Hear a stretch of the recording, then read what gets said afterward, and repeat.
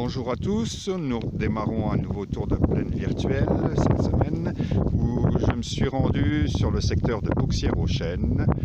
Nous commençons aujourd'hui ce tour de plaine par une parcelle d'orge d'hiver. Une orge d'hiver qui n'est pas très grande, qui a par contre, comme on l'avait déjà vu un peu la semaine dernière, la dernière feuille sur la plupart des thalles qui est déjà en drapeau, les épis, les barbes qui ne devraient donc pas trop assortir. On a le renflement de la tige ici, il reste encore les barbes, il leur reste 4-5 cm à parcourir pour arriver au sommet et sortir. Cette orge d'hiver, c'est une variété KWS Accord, donc une variété fourragère, plutôt tolérante aux maladies. On le retrouve ici sur une végétation qui est saine, qui n'a quasiment pas du tout de taches de rinceaux. Voilà. Bon, même sur ces parcelles-là, par contre, je pense que ça va être opportun de faire donc le fongicide et le régulateur. Le régulateur, on sera juste sur un 0,3 de la case du col de l'épi, et puis le fongicide, directement ce qui était prévu en T2, on va dire, qui sera en traitement unique, à une dose pas forcément très élevée, hein. On va être en gros au quart de la dose homologuée, et puis je pense que ça correspondra bien à la pression maladie de cette année. Nous changeons de parcelle d'orge pour nous retrouver dans une parcelle, cette fois-ci semée en Borélie, une variété qui est tolérante aux pucerons, où du coup les problèmes d'insectes à l'automne ne sont pas gérés sur cette variété. Au niveau stade, elle est au même stade que la précédente, hein, que la KWS Accord, avec la dernière feuille qui est en drapeau. La seule différence par rapport à la KWS Accord, c'est qu'on a une orge qui est avec quelques symptômes de rhinchosporiose qu'on n'avait pas sur l'accord, mais c'est vraiment rien de méchant. On voit ici, j'ai pris quelques feuilles qui avaient quelques taches de rhinchosporiose, mais voilà, il y avait peut-être un peu plus de maladie il y a 15 jours, 3 semaines quand elle était sur des stades tout début montaison, mais là le sec fait que de toute façon toute cette maladie s'est arrêtée. Donc une belle orge aussi, qui va très bien, et puis surtout avec ce phénomène de résistance aux pucerons, où maintenant on est tranquille avec cette variété-là, plutôt que de faire de la fourragère tout court.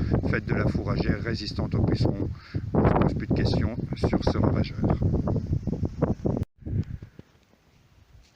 Nous sommes sur la parcelle d'orge d'hiver que nous suivons depuis 5 semaines.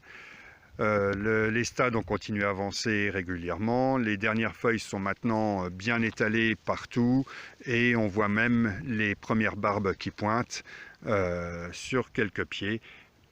Hop, là voilà, ici, deux thalles avec les barbes qui sont déjà sorties de 2-3 cm.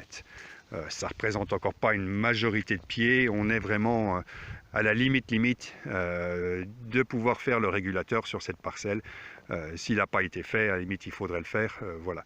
Donc surveillez vos orges d'hiver, hein. Je pense que dans toutes les parcelles là on va vraiment être au dernier carat pour faire les fongicides, enfin surtout les régulateurs. À la limite les fongicides on pourra les faire plus tard si on ne veut pas faire les deux en même temps, mais dernier carat pour faire les régulateurs dans toutes les orges d'hiver courant de cette semaine.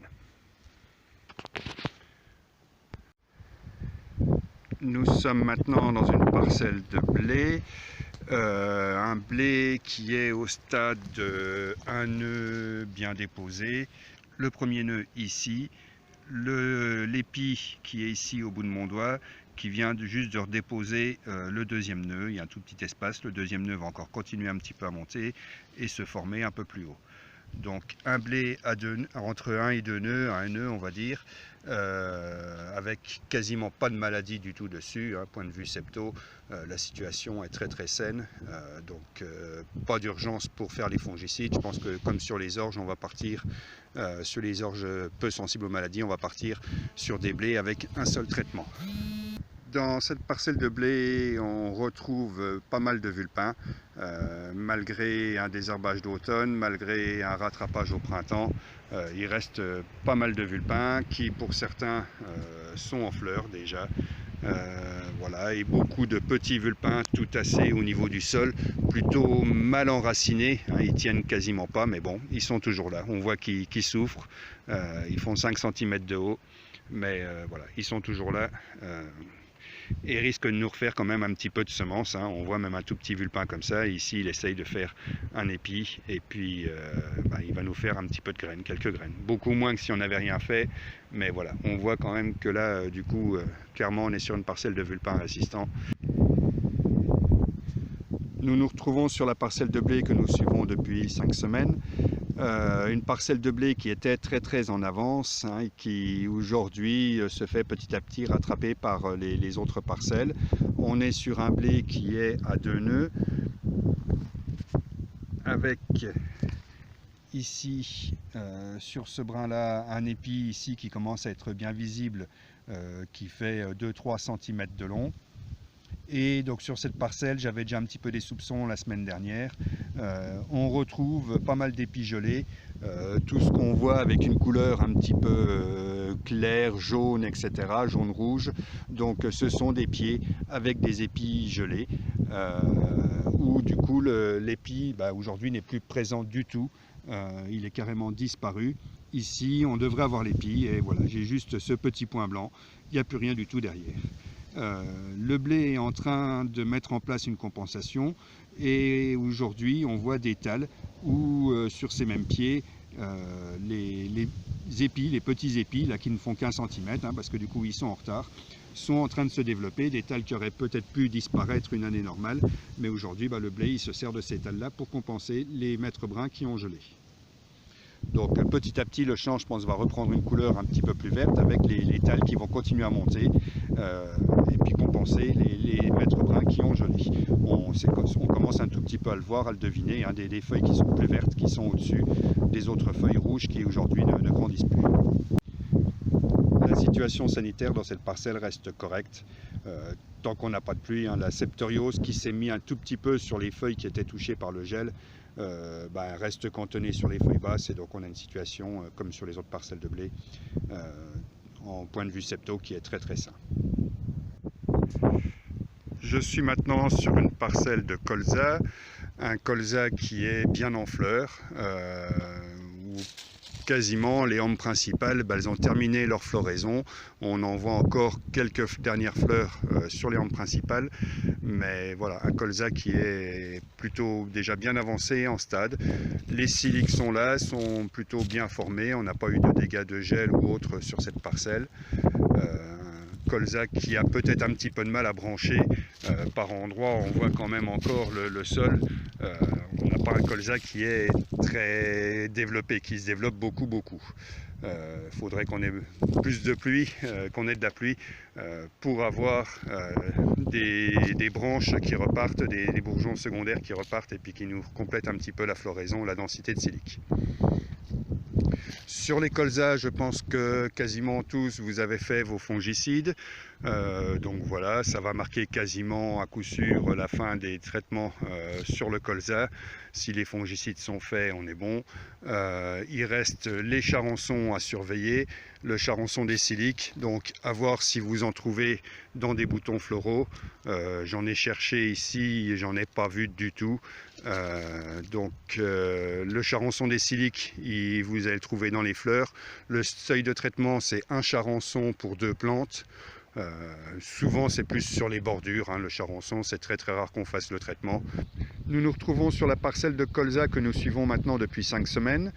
Nous sommes sur une parcelle de colza qui est avec un stade un tout petit peu moins avancé que ce qu'on a vu dans l'autre parcelle de colza tout à l'heure. Les hampes principales n'ont pas tout à fait fini de fleurir. On a eu par contre un petit peu de soucis ici en début de floraison. On n'est pas trop loin d'un petit fond de vallée, d'un cours d'eau, et les gelées ont peut-être été un peu plus fortes que dans d'autres endroits. Et du coup, la conséquence, c'est qu'on voit quand même pas mal d'avortements sur les siliques du bas, sur les fleurs du bas, des avortements, et puis ensuite seulement après on retrouve les siliques qui se sont formés un petit peu plus tard lorsque les gelées ont arrêté. On le voit encore presque mieux ici sur cette hampe principale. Pas de silique du tout en bas, des boutons floraux qui ont séché, hein, c'est pas du tout un problème d'insectes ni rien, ils sont vraiment tout secs. Et ensuite après, les siliques ils sont en train de se former ici. Voilà, bon là on a un colza qui est en train de brancher, qui va pouvoir compenser avec tous les boutons floraux qui sont présents en bas. petit focus sur les parcelles de colza qui peinent à fleurir. On rencontre diverses situations. Ici, je suis sur une situation plutôt de plateau, mais légèrement à l'abri du vent, même si vous en entendez un peu dans le micro, et où du coup, on a un colza qui peine à fleurir. Quand on prélève des tiges de ce colza qui peine à fleurir, on retrouve plusieurs situations. Une situation ici où on retrouve un gros paquet de larves. Alors, je les ai plus ou moins coupées en deux avec le cutter, mais dans ce pied de colza, il y avait 6 ou 7 larves, clairement des larves d'altise, qui du coup nous ont miné la base de la tige, et on a un colza qui derrière n'arrive pas à fleurir.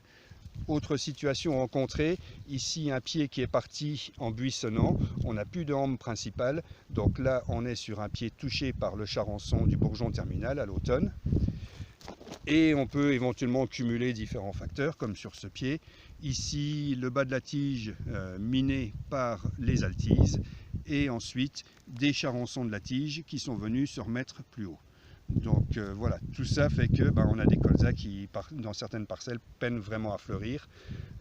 Là, on est sur une parcelle qui était plutôt hydromorphe, et où, là où je suis, le colza a carrément crevé par place cet hiver. Les colzas qui ont vraiment le plus tardé à lever, qui étaient les plus petits, font qu'ils étaient moins forts, moins résistants, et où du coup on retrouve beaucoup ces attaques d'insectes, quels qu'ils soient. La conséquence de ces insectes, c'est ce qu'on retrouve ici sur ce pied, des boutons floraux qui essayent de fleurir, mais qui à chaque fois donnent un bouton avorté. On n'a pas de silique du tout. On retrouve ces avortements sur quasiment tout le pied, même les hampes secondaires n'arrivent pas à faire de boutons. Et puis à l'inverse, ici on a un pied de colza qui est sûrement sain, où les siliques sont elles bien présentes. Donc voilà, j'espère que ça va se terminer, que le colza va quand même réussir un moment à compenser, mais l'expérience de l'année dernière nous fait dire quand même que ces colzas vont vraiment avoir du mal. Je suis maintenant sur une parcelle qui a été semée en tournesol, où le tournesol, à ma grande surprise, est plutôt bien levé. La levée n'est pas complète, mais les tournesols sont là. On a les petits pieds qui sont levés depuis la fin de la semaine dernière ou depuis ce week-end. Il manque quelques pieds, hein. Les rangs ne sont pas complets, mais ça le fait quand même. Je suis assez étonné. On est plutôt sur une terre blanche. Ça explique peut-être le fait qu'on ait une levée plutôt correcte. Par contre, on voit en même temps que le tournesol des petits vulpins. Encore, les vulpins sont quasiment tous qu'à une feuille, donc la levée n'est pas complètement aboutie. Faut attendre de voir tous les vulpins à 2 feuilles pour faire le traitement anti-graminé, pour être sûr que la levée soit complètement aboutie. Faites attention aussi au choix des produits. Il y a plein de produits qui étaient homologués sur tournesol et qui ont perdu cet automne leur homologation. Prenez bien des DIM, pas des FOP, mais homologués tournesol. Je suis sur une parcelle d'orge de printemps, une belle orge de printemps comme m'avait signalé, sur le plateau de Bouxières-aux-Chênes. Cette orge de printemps a été semée le 21 mars, donc je pense sur un sol qui conserve encore l'humidité des pluies qui se sont terminées le 13 mars. Voilà, mais par contre on est dans les sols argilo-calcaires, donc on a pu passer dans la parcelle pour la semer. Donc elle est plutôt bien levée, même s'il y a quelques trous quelquefois dans les rangs. Elle avait été semée assez épaisse et du coup on a une densité qui est tout à fait correcte. Elle est en plein talage aujourd'hui, en début talage, avec des pieds à 3 feuilles, voire avec une tale. Sur vos orges de printemps, on n'en a pas beaucoup parlé jusque-là. Sur des parcelles comme ça, il faut que les apports d'azote soient terminés.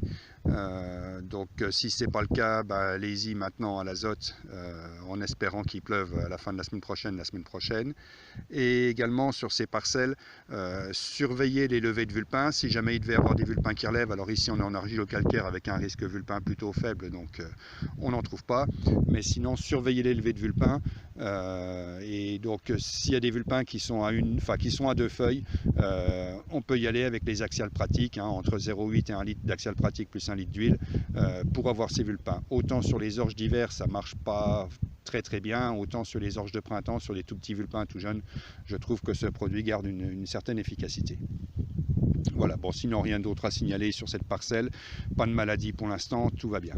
On va passer à côté, un petit peu plus loin, sur une parcelle semée en tournesol, où là la levée est un petit peu moins complète que sur l'autre parcelle de tournesol que je vous ai montré juste avant. Voilà. Mais par contre, dans cette parcelle, alors à l'endroit où je suis, pas forcément encore beaucoup, mais on voit des dicotes qui lèvent. Donc à surveiller dans vos parcelles de tournesol. S'il n'y a pas eu de traitement herbicide de fait, à faire un traitement herbicide. S'il y a eu des traitements herbicides de fait avec le sec, on n'a peut-être pas un fonctionnement très bon de ces herbicides. Et du coup, il faut peut-être faire un rattrapage. Voilà, il y a différentes solutions pour faire du rattrapage de dicotes quand elles sont toutes petites comme ça sur les orges de printemps. Vous regardez les bulletins, vous leur passez un petit coup de fil pour avoir les solutions. Ainsi se termine ce tour de plaine. Merci à tous de m'avoir suivi, de m'avoir écouté. Voilà, j'espère que tout le monde va bien chez vous. On va terminer sur une petite note d'optimisme en disant qu'a priori nous annonce de la pluie pour la fin de la semaine, pour la semaine prochaine. Voilà, j'espère que ça va permettre à toutes ces cultures soit de lever pour les cultures de printemps, les cultures d'été, et soit de se refaire une petite santé pour les céréales d'hiver, les colzas, les blés, les orges. Un petit coup de pluie nous ferait le plus grand bien. A bientôt, bonne journée.